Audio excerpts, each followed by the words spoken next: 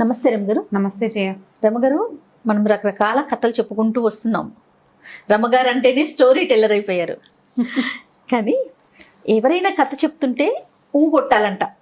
ఈ మధ్య నేను విన్నాను, కథ చెప్పేవాళ్ళు కూడా మధ్యలో ఆపకూడదు, వినేవాళ్ళు కూడా మొత్తం వినాలట. నిజమేనా? తథాస్తు దేవతలు ఉంటారంటారు కదా జయ. తథాస్తు దేవతలు ఎక్కడ ఉంటారు? ఆకాశంలో. ఇప్పుడు కథలు వినేవాళ్ళు కూడా ఆకాశంలోనే ఉంటారు. ఆ కథని కొట్టమని ఎందుకు చెప్తారంటే, ఇప్పుడు కొడుతున్నాం అనుకో నిద్ర రాదు. కథలు సాధారణంగా ఎప్పుడు చెప్పుకుంటాము? పని పాట మానేసి మధ్యాహ్నాలు పొద్దున చెప్పుకోం కదా. రాత్రి భోజనాలు అయ్యాక పడుకునే ముందు కథ చెప్పుకుంటాం. ఈ పడుకునే ముందు రాత్రిళ్ళు కథ చెప్పుకునే విధానాన్ని ఫారినర్స్ అంతా కాపీ కొట్టి బెడ్ టైమ్ స్టోరీస్ కింద మార్చారు దాన్ని. రాత్రి పడుకునే కాపీ కొట్టేశారు. మనది అసలు ఇక వాళ్ళది కానే కాదు, వాళ్ళవి ఏవి వాళ్ళవి కదని మనమే మన దగ్గర నుంచి పట్టుకుపోయారు, మనం మర్చిపోయాం, వాళ్ళు వాడేసుకుంటున్నారు. పైగా బెడ్ టైమ్ స్టోరీ అనేది చాలా ఇంపార్టెంట్ గా వాళ్ళు స్కూళ్ళల్లో చెప్తారు, తప్పకుండా చేయాలని. మనం చేసేవాళ్ళం ఇది వరకు. భోజనాలు చేసేస్తాం రాత్రి. ఎవరైనా పెద్దవాళ్ళు ఉంటే కథ చెప్తే మిగిలిన వాళ్ళందరూ కొడుతూ ఉంటారు. మధ్యలో ఏరా ఆగిపోయి కొట్టట్లా అని కొట్టిస్తారు. ఈ కొడుతూ ఉన్నట్టు ఉంటే చెప్పే వాళ్ళకి ఆసక్తికరంగా ఉంటుంది. మొదటిది. ఇప్పుడు కొడుతూ ఉంటే అంటున్నామంటే వింటున్నట్టే కదా, ఎంతో కొంత బ్రెయిన్ యాక్టివ్గా ఉండి కథ ఆశాంతం వింటారు. పాత రోజుల్లో ఏం చెప్పేవాళ్ళు అంటే, ఇళ్లల్లో పడుకునే విధానాలు కావు కదా జయ. వాకిళ్లలో పడుకునేవాళ్ళు, వాకిట్లో, పెరట్లో, తర్వాత ఏమో చెట్ల మధ్య, పొలాల్లో మంచల మీద అలా పడుకునేవాళ్ళు. ఈ కథ చెప్పేటప్పుడు ఒకడు కథ చెప్తుంటే ఆకాశంలో గాలిలో కొన్ని శక్తులు ఉంటాయని, అవి మనం చెప్పే కథని అవి కూడా వింటాయని చెప్తారు. ఇప్పుడు కథ ఆశాంతం వింటే కథ ఎండింగ్, కథ కంచికి మనం ఇంటికి అని చెప్తామా? ఈ కంచికని ఎందుకు చెప్తామంటే, ఈ వచ్చిన మన చుట్టూతా గాల్లో ఉన్న శక్తులు వింటున్నవి కంచి పేరెత్తంగానే వాటి దారిన వెళ్ళిపోతాయి. అంటే దేవస్థానం అనా?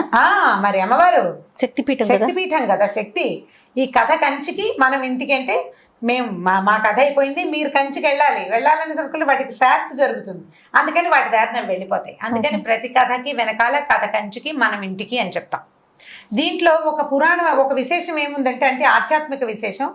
ఇలా మన ఏ కథనైనా కంచిలో ఉన్న అమ్మవారికి కనుక తెలియచేస్తే మనని ఇంటికే పరిమితం, అంటే మన ఇంటి నుంచి దారి అటు ఇటు పోకుండా ఉండేలాగా ఆమె మన సంగతి చూస్తుందని పెద్దవాళ్ళు చెప్తారు. ఇది ఒకటి విధానం. ఈ కంచికి అని చెప్పంగానే దైవీ శక్తుల్ని కూడా మన ఎందు ఉన్నాయి అని మన చుట్టూతా గాల్లో ఉన్న వాటికి చెప్పడం కోసమే ఆ వాక్యాలు చెప్పేవాళ్ళు. ఆరు బయట కథలు చెప్పుకునేవాళ్ళు కదా. అయితే దీని మీద ఒక కథ ఉంది జయ, చాలా ఇంట్రెస్టింగ్ గా ఉంటుంది. ఇది చందమామ కథగా కూడా 60s లో కనపడుతుంది. 60, 70లలో 80ల్లో కూడా ఇలాంటి కథ ఒకటి ఉంది. యాక్చువల్గా ఇది బృహత్ కథల నుంచి తీసుకున్నారు. ఈ కథల గురించి చెప్దాం.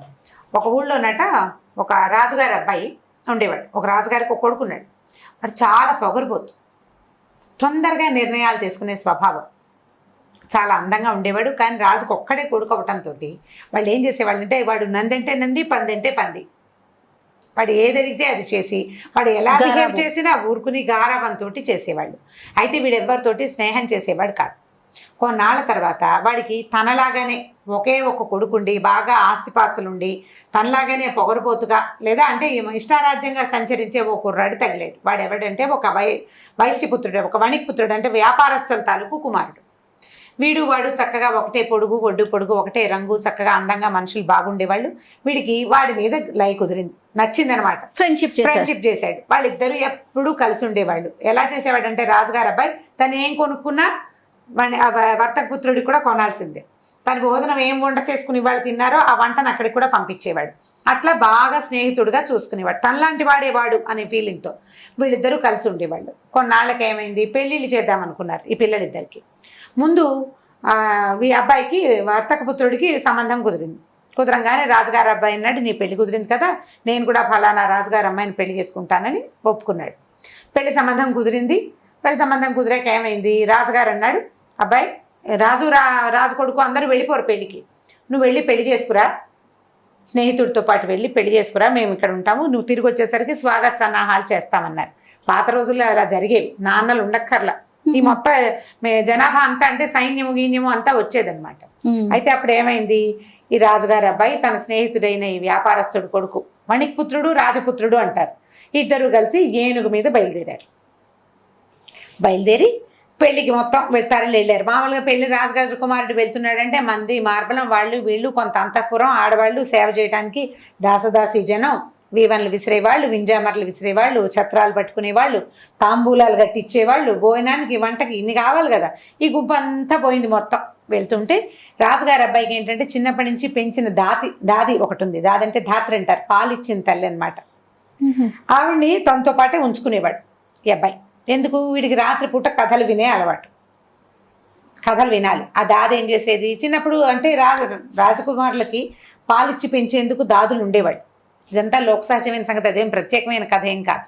తల్లులు ఇప్పుడు రాణులు ఉంటారు కదా, రాణులు ఉన్నా కూడా పాలిచ్చి పెంచడానికి కొంతమంది దాదులు ఏర్పరచుకునేవాడు. ఇవి పాత కథల్లో కనపడతాయి. ఈ దాదిని కూడా తనతో పాటు తీసుకుపోయాడు పెళ్లికి. ఎప్పుడు పడితే అప్పుడు పాలు ఎలా వస్తాయి రమ్మ గారు? అంటే ఇప్పుడు అలా పిల్లల తల్లుల్ని ఉంచుకుంటారు జయ. పిల్లల తల్లుల్నే ఈ రాజకుమారుడికి పాలు ఇవ్వడానికి అట్టు పెట్టుకుంటారు. ఇప్పుడు చిన్నతనంలో పాలిచ్చి పెంచింది, తర్వాత ఆ పిల్లాడు ఆ తల్లికి అలవాటై ఉంటాడు, ఖచ్చితంగా అలవాటు అయిపోతారు కదా. ఈ రాణిగారు ఉన్నప్పటికీ ఈ దాది అతనితోటే పాటే ఉండటం, అంత పిల్లాడికి అన్నం పెట్టడం, పిల్లాడికి అన్నం పెట్టడము, ఆ తర్వాత ఏమో ఆ పిల్లాడికి కావాల్సినవి చూడడం అలవాటు అయి ఉంటుంది కదా, స్పర్శకి అలవాటు పడి ఉంటారు.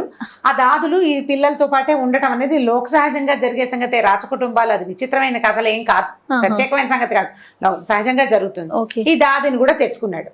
సరే ఏమైంది, మధ్యలో ఒక అడవిలో విశ్రమించారు. వాళ్ళు చాలా వెన్నెల రాత్రట.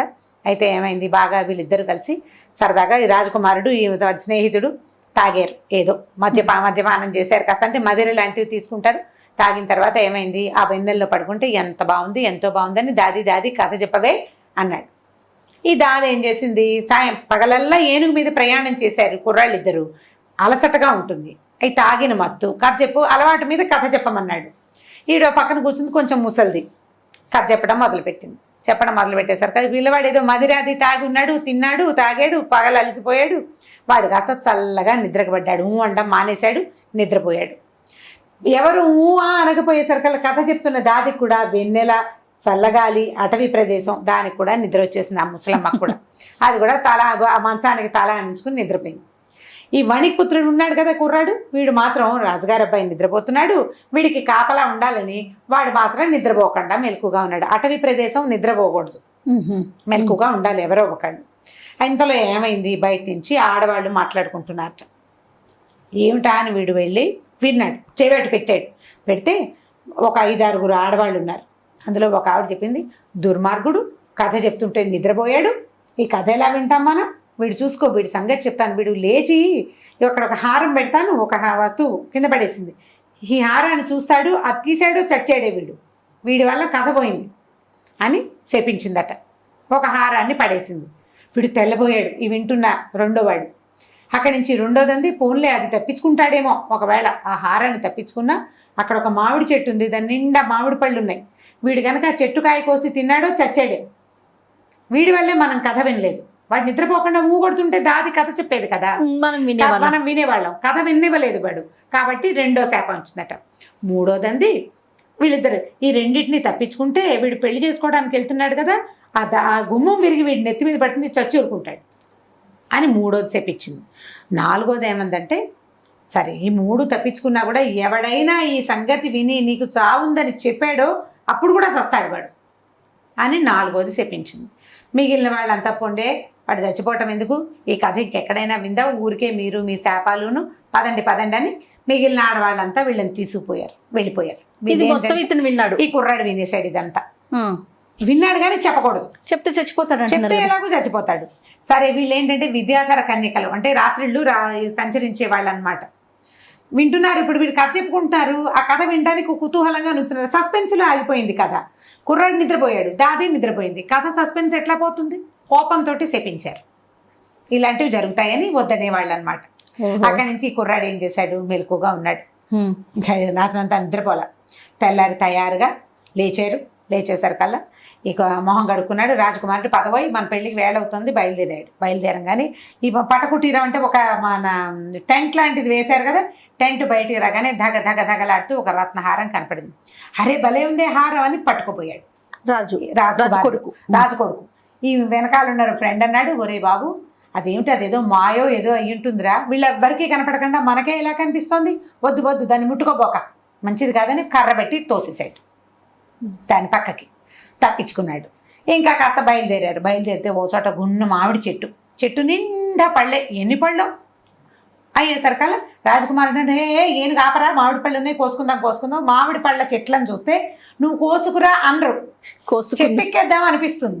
అది అట్లా ఆకర్షించేసరికల్లా పక్కన ఉన్న ఫ్రెండ్ అన్నాడు, ఓరు బాబు అదేం చెట్టురా, చెట్టు నిండా పళ్ళు ఉంటే ఓ పిచ్చుక లేదు, పిట్ట లేదు, చిలక లేదు, కోయిల్ లేదు, ఏదైనా ఉండద్దు, పైగా అంత నిండుగా పళ్ళేలా ఉంటాయి, కొన్నైనా చిలకలు కొట్టేయాలి కదా, ఇంత నిండు మామిడి పళ్ళ చెట్టు ఏ మాయ చెట్టో నమ్మద్దు, వద్దు నువ్వు ఆ చెట్టును ముట్టుకోబోక, ఈ కాయలు లేకపోతే పోయిందిలే అంటే ఊరుకున్నాడు. ఏమనుకున్నాడు, వీడు హారం కనపడితే తీసుకొనివ్వలేదు, మామిడి పళ్ళు కనపడితే కొయ్యనివ్వలేదు, ఏమిటి వీడి సంగతి అని మనసులో అనిపించింది. అక్కడి నుంచి ఏమైంది, సరే వెళ్ళిపోయారు. వెళ్ళిన తర్వాత ఆ రాజుగారి అంటే ఏ రాజుగారి అమ్మాయిని ఈ అబ్బాయి పెళ్లి చేసుకోవాలో వాళ్ళ ఇంటికి వెళ్ళారు. రాజు వెళ్ళేసరికల్లా ఏమైంది, రండి ఇదే పెళ్లి మండపం అని చూపించారు. ఈ పెళ్లి మండపంలోకి వెళ్ళబోతుండగా ఈ పక్కనున్న ఫ్రెండ్ ఏం చేశాడు, జబలు పుచ్చుకుని రాజుగారి అబ్బాయిని పక్కకి లాగేశాడు. ఈ పక్కకి లాగిన మరుక్షణం ఫెళ్ళమని ఆ గుమ్మం కాస్త విరిగి అక్కడ పడింది, తప్పించేసుకున్నాడు. అయితే ఇంకొక 4వ శాపం ఉంది, నేను మీకు ఇందాక కథలో చెప్పల. ఇప్పుడు ఈ 3 తప్పించుకున్నా కూడా వీడు భార్యతో కలిసి అంతఃపుర ప్రవేశం చేసినప్పుడు 100 తుమ్ములు వస్తాయి వీడికి. 100 సార్లు వీడిని చిరంజీవ అనాలి ఎవరైనా, ఒక్కసారైనా అనకపోతే వీడు చచ్చిపోతాడని 4వది శాపం పెట్టింది. 5వ శాపం విన్నవాడు చెప్పకూడదని మరి ఈ శాపం కదా మర్చిపోయింది. అక్కడి నుంచి ఏమైంది, ఈ పెళ్ళైపోయింది, గుమ్మం కూలిపోయింది వీడి మీద పడలా, రాజుగారు పోయి తప్పించుకున్నాడు. సరే ఇదేమిటి ఇలా కూలిపోయింది అనుకున్నారు, వేరే మండపం ఏర్పరిచారు, పెళ్లి చేశారు. పెళ్లి చేసిన తర్వాత పెళ్ళైపోయాక చీకటి పడింది. సాయంకాలం అమ్మాయిని అంతఃపుర ప్రవేశం చేయిస్తారు కదా, అమ్మాయి రాజకుమార్తె అంతఃపురంలో ఉంది. ఈ రాజుగారి అబ్బాయిని సాయంకాలం చక్కగా పెళ్లి కుమారుని బాగా వసంతుడిలాగా అలంకరించి లోపల గదిలోకి పంపించారు, అంతఃపురంలోకి. ఈ అంతఃపురంలోకి రాజకుమారుడు వెళ్తుండగానే ఈ ఫ్రెండ్ ఏం చేశాడు, నాకు వేరే పని ఉందని చెప్పి వెనక నుంచి వెళ్ళి ఆ గదిలో మంచం కింద దాక్కున్నాడు. ఈ రాజకుమారుడు ఇక్కడ పూజలు పునస్కారాలు ఇవన్నీ అయ్యి ఆశీర్వచనాలు దంపతాంబూలాలు బోళ్ళని ఉంటాయి తతంగాలు. ఈ తతంగాలు అంతసేపు తను చూస్తూనే ఉన్నాడు. దాదిని అడిగాడు కూడా, నా ఫ్రెండ్ ఏడి అని. ఎక్కడికో వెళ్ళాడని చెప్పింది, వాడు కనపడలేదు, లేడు వాడు, ఎందుకంటే వాడు ముందే దాక్కోవడానికి వెళ్ళిపోయాడు. సరే ఈ తతంగం అంతా అయ్యాక పెళ్లి కూతుర్ని ఉన్న గదిలోకి పంపించారు. ఈయన వెళ్ళి ఏం చేశాడు, మంచం మీద కూర్చోగానే తుమ్మేసరికల్లా ఈ వెనకాల మంచం కింద కూర్చున్నాడు కదా, వీడు చిరంజీవి అన్నాడు. మళ్ళీ తుమ్మొచ్చింది, మళ్ళీ చిరంజీవి అన్నాడు. 100 తుమ్ములు తుమ్మాడు రాజకుమారుడు. 100 తుమ్ములకి 100 సార్లు వీడు వాడికి వినపడకుండా చిరంజీవ అంటూనే ఉన్నాడు. 100 సార్లు చిరంజీవ అన్నాడు. రాజుగారి అబ్బాయికి ఏమీ వల్ల వాడు సేఫ్గానే ఉన్నాడు. ఈ రాజుగారి అబ్బాయి సేఫ్గా ఉన్నాడన్న ఉద్దేశంతో వెళ్ళేటప్పుడు రహస్యంగా దాక్కుండా ఈ ఫ్రెండు ఆ ఉత్సాహంతో బయటకు వచ్చేసారు కానీ రాజుగారి అబ్బాయి ఆశ్చర్యపోయి, ఇదేంటి నా అంతఃపురంలో నా కొత్త భార్యతో నేను ఉండాల్సింది పోయి వీడు మంచం కింద నుంచి ఎందుకొచ్చాడు. పైగా వీడు పొద్దున ఏం చేశాడు, మామిడి పళ్ళు కోసుకో, అంతకుముందు రత్నాహారం కనపడితే తీసుకొనివ్వలేదు, మామిడి పళ్ళు కనపడితే తిన్నివ్వలేదు. ఇప్పుడు నాకంటే ముందుగా నా భార్య గదిలో వీడు ఎందుకున్నాడు అని ఈ కోపం వచ్చేసి వాడి ఉద్రేకపరుడు. వీడి స్నేహంతో కొంత నెమ్మది అయ్యాడు కానీ వాడి కొళ్ళు మండిపోయారే, ఎవడ్రా వాళ్ళు, ఇక్కడ ఉన్న వాళ్ళు, వీడిని పట్టుకుని జైల్లో పెట్టండి, రేపు పొద్దున్న చూద్దాం వీడి సంగతి అని అరిచేసరికల్లా గబగబా పట్టేసుకున్నారు. పట్టుకొని ఈ మంత్రి కుమారుడు కదా వీడు, వ్యాపారస్తుల కుమారుడు కదా, ఈ ఫ్రెండ్ని తీసుకుపోయి జైల్లో పడేశారు. రాత్రి అంతఃపురంలో ఉండిపోయాడు. తెల్లారేసరికల్లా వాడిని ఉరిదీయండి అని చెప్పాడు. అయ్యో, ఉరిదీయమంటే వీళ్ళు తలార్లు ఉంటారుగా తీసుకెళ్లేవాళ్ళు, వాళ్ళు లేపి, ఈయన బాబు మీ సంగతి అయిపోయింది, మీకు ఉరిదీయమని ఆజ్ఞ వచ్చేసిందండి, పదండి అని చెప్పి బయలుదేరితే ఈ అబ్బాయి చెప్పాడు, స్నేహితుడు ఉండండి రా బాబు, నేను రాజుగారి కుమారుడిని ఒకసారి చూడాలి, ఒక వాక్యం చెప్పాలి అతనికి, చెప్పిన తర్వాత ఉరిదిద్దురుగా ఆయన ఏం చెప్తాడు, నేను చెప్పుకునే అవకాశం ఇవ్వాలి కదా. రాత్రి నన్ను బంధించారు, ఆయన నన్నేం అడగలేదు, ఇప్పుడు కూడా ఊరేసేస్తున్నారు, ముందు నన్ను మాట్లాడుకొని ఇవ్వండి అంటే వాళ్ళు ఏమనుకున్నారు, వీళ్ళిద్దరూ స్నేహితులు కదా, పాపం అది కూడా కాకుండా ఆఖరి కోరిక తీర్చాలి కదా. అందుకని ఏం చేశారు, ఈ స్నేహితుడిని రాజుగారి అబ్బాయి దగ్గర తీసుకెళ్తే ఇదేం చెప్పాడంటే, నిన్న రాత్రి మనం అక్కడ పడుకుంటే నువ్వేమో కథ చెప్పమన్నావు, నేను వద్దంటున్నా, నువ్వు వినలేదు, పడుకుందామంటే విన్నావా, నువ్వేమో కథ చెప్పమన్నావు, దాదేమో కథ చెప్పడానికి కూర్చుంది, నువ్వు సగం విని నువ్వు నిద్రపోయావు, ఇంకో కొంచెం చెప్పి దాది నిద్రపోయింది.